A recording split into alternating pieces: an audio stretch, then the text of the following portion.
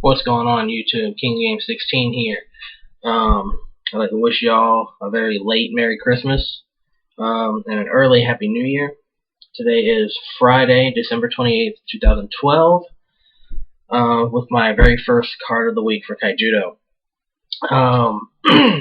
For kaijudo players, if you haven't heard already, there is Wizards of the Coast has announced organized play. I don't know when that's going to start. I'm not very informed. I was only told this by a friend of mine, and I don't know if it's going to start in January or some later time in the year. But anyway, I will also be posting a deck profile up soon. I don't know if it's going to be tonight or tomorrow. Don't know when. Haven't figured that out yet. But Cardfight Vanguard. If you play Cardfight Vanguard, I already have a deck profile of that up there. I'm currently working on a Nova Grappler deck, which I hope will be good.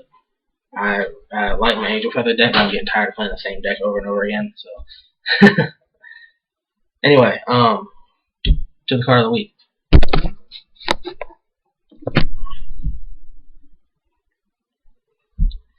If you can't see the card is Orion Radiant Fury.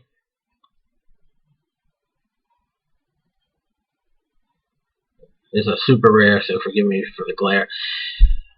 This is actually my favorite card in the game for kaijudo.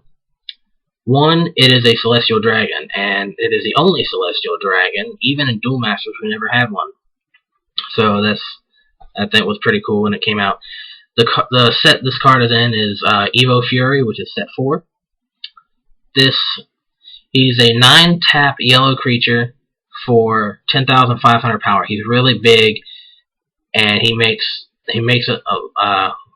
late game really good for if you're running a aggro deck. He's a finisher though, so you gotta actually get him out there. His come into play is better than his on death ability. Come into play ability is you tap up to 3 of your opponent's creatures, and that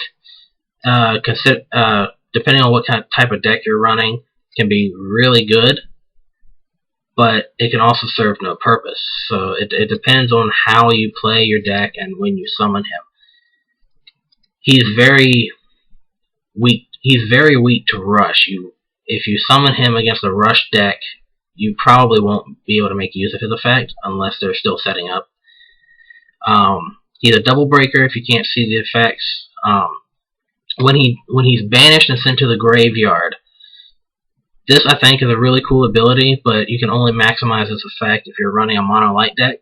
You look at the top 3 cards of your deck and summon all non-evolution light creatures free of cost. So if they have come into play abilities, you can activate their abilities when they hit the field. I've never actually had this effect kick off because I'm currently building a nature light aggro. So I really enjoy his effect. His effect is only a bonus if it kicks off in my deck, but like I said, if you want to make sure you guarantee his summon, run a mono light. The only thing is, with mono light, you can't get him out really fast. You have to wait till turn 9 at least. And nature in green yellow, he can come out as early as turn 6, depending on how much mana ramp you have. I have actually pulled him out on turn 7 before, because I was 2 turns ahead in mana, and he combos really well with Lepidus the Ancient. Like Orion, he's also a double breaker, and the reason he combos with him is that if you summon Lepidus the Ancient a turn before him, and then summon him, you tap 3 of your opponent's creatures. Now, as long as Lepidus is on the field, any creature you have that wins the battle against one of your opponent's creatures, whenever that happens, you will send one of your opponent's shields to their mana zone, and that can be really fantastic because they don't get to use their shield blast. So I know this was a pretty quick video. I haven't really gone into depth. This is like a spontaneous thing. My card of the week. Alright, see. I should be coming up with a deck profile up here shortly, so keep an eye out for that. Alright? Peace.